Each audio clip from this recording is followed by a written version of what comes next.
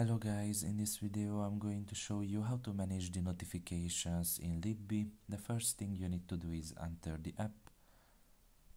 Once you are done with that and you are in the home page, you can just look in the bottom of your screen and press on the middle option there.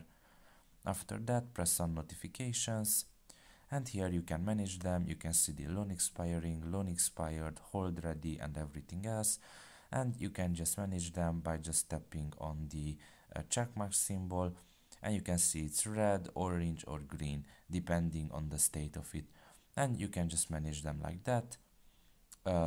Leave after that, and any change that you have made there will be saved. So that's pretty much it really. I hope this video was helpful to you. Thank you for listening and see you next time. Bye bye.